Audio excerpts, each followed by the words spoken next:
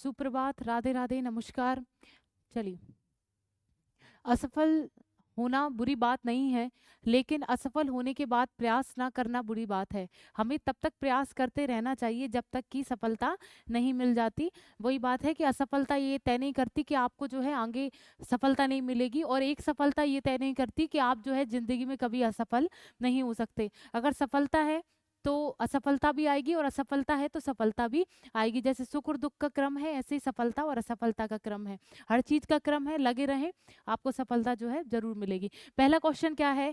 पहले क्वेश्चन, हाल ही में फीफा सर्वश्रेष्ठ प्लेयर का जो है खिताब पुरुषों में किसको मिला है? इसके ऑप्शन आपके सामने हैं। विनीशियस जूनियर, फिर दूसरा ऑप्शन है रोड्री, फिर तीसरा ऑप्शन है जूड बेलिंगम, फिर चौथा ऑप्शन है लियोनेल मेसी। बताइए इसका आंसर क्या है?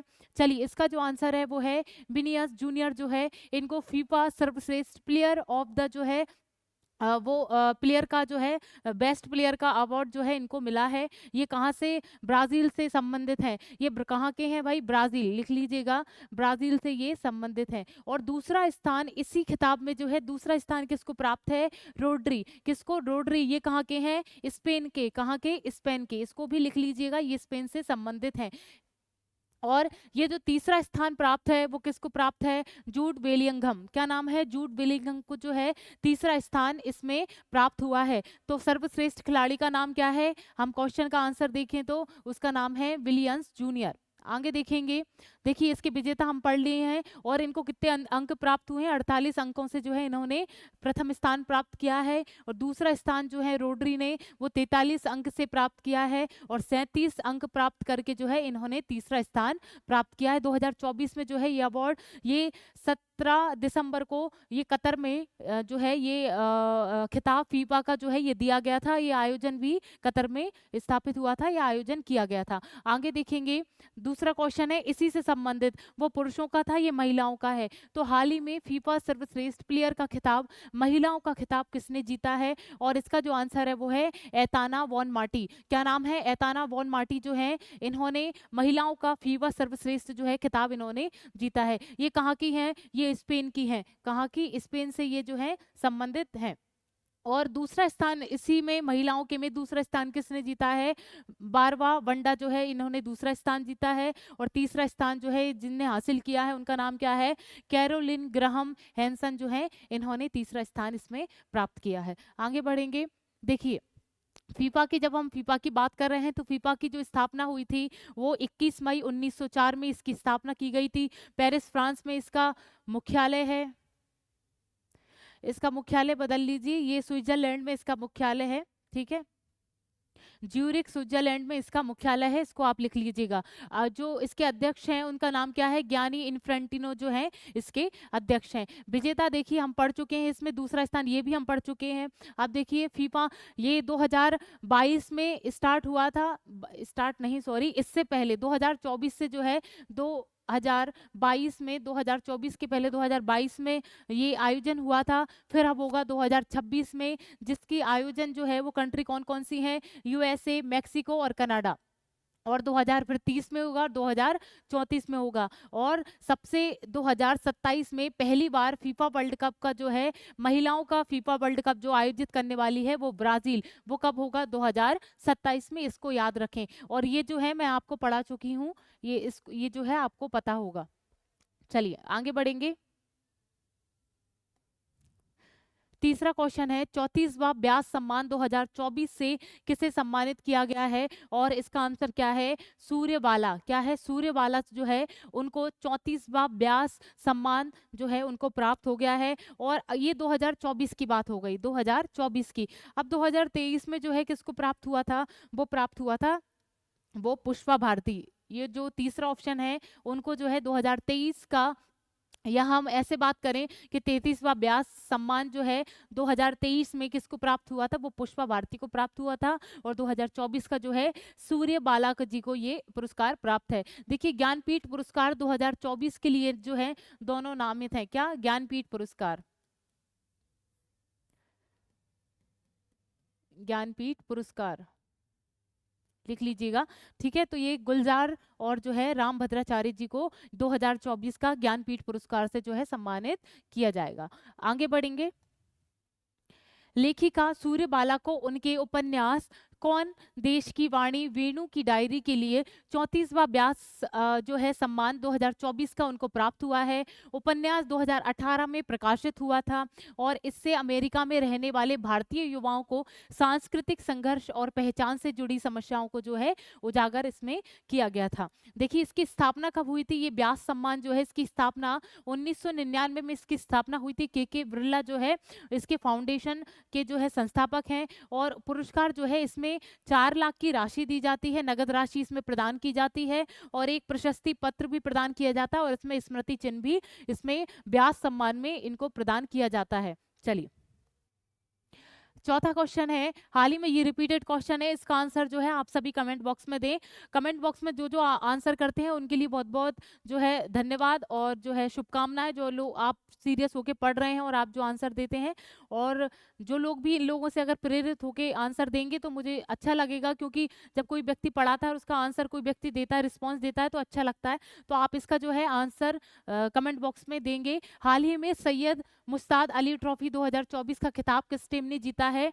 ये कल ही का क्वेश्चन है, इसका आंसर जो है आप सभी मुझे कमेंट बॉक्स में जरूर बताएंगे। बस इतना मैं आपको बता सकती हूँ कि इसकी उपविजेता जो है वो मध्य प्रदेश रही थी। हमारा मध्य प्रदेश राज्य जो है इसका उपविजेता रहा था और जो है विजेता जो है वो आपको इसमें बताना है। चलिए हरियाणा से आपको कुछ याद आ रहा है? हरियाणा के जो है भाई, हरियाणा में गीता महोत्सव का जो है आयोजन, अंतरराष्ट्रीय गीता महोत्सव का कुरुक्षेत्र में आयोजन किया गया था। ये देखिए मध्य प्रदेश, इसकी ये हटा दे रही हूँ। चलिए पांचवा क्वेश्चन क्या है, भारत और किस देश के बीच द्विपक्षीय नौसैनिक अभ्यास सिलिनेक्स 2024 का आयोजन किया गया? ये हम बहुत बार पढ़ चुके हैं। भारत और श्रीलंका के बीच में जो है ये अभ्यास संपन्न होता है, उसका नाम क्या है? सिलिनेक्स। सिलिनेक्स 2024 का ये अभ्यास इस बार संपन्न, द्विपक्षीय नौसेना का जो है ये अभ्यास हो रहा है भारत और श्रीलंका के बीच। चलिए देखिए सिलिनेक्स अभ्यास 2024 ये भारत और श्रीलंका के बीच में विशाखापट्टनम जो आंध्र प्रदेश में है वहां पर ये जो है अभ्यास किया जा रहा है। 17 से 20 दिसंबर तक ये अभ्यास संपन्न किया गया। सिलिनेक्स अभ्यास की शुरुआत जो है 2005 से की गई थी। ये 2005 से शुरू हुआ। यह भारत और श्रीलंका के बीच समुद्री सहयोग को, ये किस लिए किया जाता है? ये समुद्री सहयोग को मजबूत करने के लिए ये महत्वपूर्ण माध्यम बन चुका है। ये अभ्यास जो है आप अच्छे से याद रखें। इन अभ्यासों से जो है बहुत क्वेश्चन बनते हैं, इसको आप याद रखें। देखिए एक एक चीज याद रखें, श्रीलंका में जो है वो चीन ने एक पोर्ट बनवाया है, उसका नाम क्या है? हनवन टोटा। हनवन टोटा पोर्ट है ये, ठीक है, पोर्ट है। ये चीन के द्वारा बनाया गया है। पूरी लागत जो लगाई है वो चीन ने लगाई है। वो कहाँ पर बनाया गया है? श्रीलंका में। और जो है भाई 99 साल तक जो उसका कार्यभार है, जितना पूरा नियंत्रण है वो चीन ही संभालेगा। ये जो है याद रखें इस चीज को। हनवन टोटा क्या है? हनवन टोटा जो है श्रीलंका में बनाया गया चीन के द्वारा एक पोर्ट है। वो 99 साल तक जो है चीन इसका उपयोग करता रहेगा।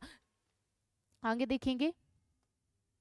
छठवा क्वेश्चन है, dark eagle entry missile system किस देश के द्वारा विकसित किया गया है? इसके ऑप्शन आपके सामने हैं। पहला है ईरान, फिर है अमेरिका, फिर है जापान और फिर है भारत। और इसका जो आंसर है वो है America. Dark eagle entry missile system जो है वो किसने विकसित किया है? वो यूएसए ने विकसित किया है। संयुक्त राज्य अमेरिका ने डार्क ईगल नामक एक लंबी दूरी की हाइपरसोनिक एंट्री मिसाइल जो है, एंटी मिसाइल जो है उसका प्रणाली को विकसित कर दिया है। डार्क ईगल बैलिस्टिक, क्रूज एवं हाइपरसोनिक मिसाइलों को हवा में ही रोक सकता है। ये हवा में ही इन बेहतरीन मिसाइलों को रोकने की क्षमता इसमें है, जो यूएसए ने इसको विकसित किया है। इसका परिचालन रेंज जो है 2775 किलोमीटर से अधिक है, जिससे दुश्मन के क्षेत्र में गहरे हमले किए जा सकते हैं। इसका उद्देश्य जो है रूस के, जो हम अब पढ़ने वाले हैं वो रूस के एक जो है सुरक्षा प्रणालियों में शामिल है। इनका मुकाबला करने के लिए यूएसए ने जो है, या इनको टक्कर देने के के लिए, रूस की इन मिसाइलों को और ये सुरक्षा प्रणाली जो है इनको टक्कर देने के लिए यूएसए ने जो है ये डार्क ईगल नामक जो है ये एक मिसाइल का जो है इसको विकसित किया है। इसका उद्देश्य क्या है, रूस की ये तो हमें क्या पढ़ना है इसमें, हमें ये याद नहीं करना कि रूस की टक्कर के लिए ये किया है, हमें ये याद करना है कि रूस के सुरक्षा प्रणालियों में ये हमारे ये जो है हम 3 पढ़ेंगे वो शामिल हैं। चलिए, S-300 VA जो है V4 जो है ये रूस के पास है, S-400 और S-500 जो है ये किसके पास है, रूस के पास है। अभी हमने जो क्वेश्चन पढ़ा डार्क ईगल जो एक सुरक्षा प्रणाली विकसित की गई है वो किसके द्वारा की गई है, यूएसए के द्वारा की गई है, अमेरिका के द्वारा की गई है। देखिए, वाशिंगटन डीसी जो है इसकी राजधानी है अमेरिका की और इसकी मुद्रा है डॉलर। देखिए, राष्ट्रपति डोनाल्ड ट्रंप बन गए हैं। आगे पढ़ेंगे, फोर्ब्स वर्ल्ड बिलियनियर्स लिस्ट 2024 के अनुसार अमेरिका में जो है 813 अरबपति हैं। विश्व आर्थिक मंच के द्वारा जो जारी की गई है यात्रा और पर्यटन विकास सूचकांक 2024 में अमेरिका जो है वो टॉप पर है और भारत का स्थान 119वें स्थान पर है। सॉरी, भारत को जो है 119 देशों में है वो 39वां स्थान भारत को प्राप्त है। इस लिस्ट में जो है 39वां स्थान हमारे भारत को प्राप्त है। विनय क्वाता अमेरिका में भारत के नए राजदूत बन गए हैं। भारत और अमेरिका की स्पेशल फोर्स तर्कस नामक अभ्यास जो है वो कोलकाता में संपन्न किया गया। प्रधानमंत्री की जो अमेरिका यात्रा के फलस्वरूप 297 पुरावशेष वापस किए गए हैं, जिसमें 2014 से अब तक कुल जो है 200 बोल रही हूँ 640 जो है ये वापस आ गए हैं। कभी कभी क्या होता है ना, दिमाग आउट ऑफ स्टेशन चला जाता है, ये मानव की दिक्कत है। और ये बताऊं ये किससे दूर होता है, ये सिर्फ और सिर्फ ध्यान से दूर होता है। आप किसी चीज अगर आपका ध्यान एकदम से भटक गया तो ऐसा ही होता है। तो पढ़ाई में जो है भाई विशेष अगर भटक गया तुरंत याद रखो कि भाई पढ़ाई में लगाना है, नहीं तो बस वो पढ़ाई बस हम पढ़ते रहते हैं, दिमाग में कुछ नहीं जाता। तो इसको जो है अच्छे से पढ़ें। अमेरिका के ह्यूस्टन के निकट भगवान हनुमान की जो है 90 फुट ऊंची जो है कांस्य मूर्ति का अनावरण किया गया। कहाँ पर किया गया, अमेरिका में इसका अनावरण किया गया। 7वां क्वेश्चन है, हाल ही में भारत की पहली योग नीति का अनावरण किस राज्य द्वारा किया गया है, और ये किया गया है भारत के उत्तराखंड राज्य में। चलिए, जिसको देवभूमि भी बोला जाता है। आगे देखेंगे, उत्तराखंड जिसे देवभूमि के नाम से भी जाना जाता है भारत का पहला राज्य बनने जा रहा है जो समर्पित योग नीति का जो है वो लागू करेगा। इस नीति का उद्देश्य राज्य को एक वैश्विक योग केंद्र में बदलना है। ये वैश्विक स्तर पर जो है ये केंद्र योग के क्षेत्र में काम कर पाए। ये उत्तराखंड राज्य की एक जो है एक बहुत अच्छी महत्वाकांक्षी योजना है। ऋषिकेश जिसे पहले से ही योग की राजधानी के रूप में जो है मान्यता प्राप्त है, इसको अच्छे से याद रखें। ऋषिकेश को जो है भाई योग किसके क्षेत्र में, योग की राजधानी के रूप में जो है वो मान्यता प्राप्त है उत्तराखंड के ऋषिकेश में। इस पहल के माध्यम से जो है राज्य की सांस्कृतिक एवं आध्यात्मिक विरासत को मजबूती प्रदान करेंगे या मजबूत इससे किया जाएगा। देखिए, उत्तराखंड के सीएम का नाम क्या है, पुष्कर सिंह धामी। राज्यपाल जो है लेफ्टिनेंट जनरल गुरमीत सिंह जो है इसके राज्यपाल हैं। राजधानी देहरादून और गैरसैंण जो है इसकी राजधानी है। झील सात ताल, राक्षस ताल, नैनीताल, मालाताल। जिम कार्बेट इसका एक नेशनल पार्क है जिसमें प्रोजेक्ट टाइगर सबसे पहले लगाया गया 1973 में। नंदा देवी राष्ट्रीय उद्यान, राजाजी राष्ट्रीय उद्यान, फूलों की घाटी राष्ट्रीय उद्यान, गंगोत्री राष्ट्रीय उद्यान और दर्रे कौन कौन से हैं, मादा दर्रा और नीति दर्रा जो है ये उत्तराखंड में स्थापित हैं। 8वां क्वेश्चन है, अंतर्राष्ट्रीय प्रवासी दिवस कब मनाया जाता है, वो दिवस मनाया जाता है 18 दिसंबर को अंतर्राष्ट्रीय जो है प्रवासी दिवस मनाया जाता है। इस साल की थीम क्या है, 2024 की थीम प्रवासियों के योगदान का सम्मान करना और उनके अधिकारों का सम्मान करना जो है ये इस दिवस को मनाने का एक उद्देश्य है। अंतर्राष्ट्रीय प्रवासी दिवस 18 दिसंबर को मनाया जाता है। देखिए 19 दिसंबर जो है जो हम कल का दिन था 19 दिसंबर को जो है गोवा मुक्त दिवस मनाया जाता है। गोवा मुक्त दिवस जो है 19 दिसंबर को गोवा पुर्तगालियों से मुक्त हुआ था, इसलिए 19 दिसंबर को हम ये दिवस मनाते हैं। आगे देखेंगे ये दिवस है, इनको हम रिवाइज करते हैं। 1 दिसंबर को विश्व एड्स दिवस मनाया जाता है। 2 दिसंबर को राष्ट्रीय प्रदूषण नियंत्रण दिवस, अंतर्राष्ट्रीय गुलामी उन्मूलन दिवस, विश्व कंप्यूटर साक्षरता दिवस 2 दिसंबर को मनाया जाता है। 3 दिसंबर को विश्व दिव्यांग दिवस, 4 दिसंबर को भारतीय नौसेना दिवस और 5 दिसंबर को अंतर्राष्ट्रीय स्वयं सेवक दिवस और विश्व मृदा दिवस मनाया जाता है। 8 दिसंबर को बोधि दिवस और 9 दिसंबर को अंतर्राष्ट्रीय भ्रष्टाचार विरोधी दिवस मनाया जाता है। 10 दिसंबर को विश्व मानवाधिकार दिवस और प्रवासी राजधानी दिवस मनाते हैं। 11 दिसंबर को यूनिसेफ स्थापना दिवस और अंतर्राष्ट्रीय पर्वत दिवस और 14 दिसंबर को राष्ट्रीय ऊर्जा संरक्षण दिवस के रूप में मनाते हैं, जो हम पढ़ के भी आ चुके हैं। 16 दिसंबर विजय दिवस 2024 में हमने 16 दिसंबर को मनाया। अब देखिए नवा क्वेश्चन, दुनिया के स्मार्टफोन का तीसरा सबसे बड़ा निर्यातक देश कौन बना है? वो हमारा बना है भारत। हमारा प्यारा भारत जो है स्मार्टफोन के निर्यातक के मामले में तीसरा श्रेणी जो है प्रदान कर चुका है। पहला जो है चीन है और दूसरा जो है वियतनाम और तीसरा स्थान हमारे भारत को प्राप्त है। भारत दुनिया में स्मार्टफोन का तीसरा सबसे बड़ा निर्यातक देश बन गया है। सॉरी 2019 में भारत के जो है 23वें स्थान पर जो है वो रहा था। 2019 की बात चल रही, वो 23वें स्थान पर, अब देखिए सीधे तीसरे स्थान पर जो है भारत पहुंच गया है। 10वां क्वेश्चन लास्ट क्वेश्चन है, गुजरात के पहले सेमीकंडक्टर असेंबली प्लांट का उद्घाटन कहां पर किया गया है? वो किया गया है सूरत में। गुजरात के सूरत शहर में जो है सेमीकंडक्टर असेंबली प्लांट का जो है जो स्थापना की गई है गुजरात के सूरत में। अहमदाबाद में आप सभी को पता है कि दुनिया का सबसे बड़ा क्रिकेट स्टेडियम नरेंद्र मोदी जो है वो स्टेडियम उनका नाम है, वो अहमदाबाद में ही स्थापित है। आप सभी को ये पता होना चाहिए। केंद्रीय जल शक्ति मंत्री सी आर पाटिल ने गुजरात के सूरत में पहले सेमीकंडक्टर असेंबली प्लांट का उद्घाटन किया है। 840 करोड़ रुपए के निवेश से स्थापित यह प्लांट प्रतिदिन 3 लाख सेमीकंडक्टर चिप्स जो है उत्पादन करेगा। सेमीकंडक्टर चिप इलेक्ट्रॉनिक उत्पादन के लिए सबसे महत्वपूर्ण कच्चा माल है। इस पहल से न केवल गुजरात बल्कि पूरे देश की तकनीकी क्षमता को वृद्धि होगी और रोजगार के अवसर भी इसमें बनेंगे। यह प्लांट भारत को आत्मनिर्भर बनाने की दिशा में एक बड़ा कदम है।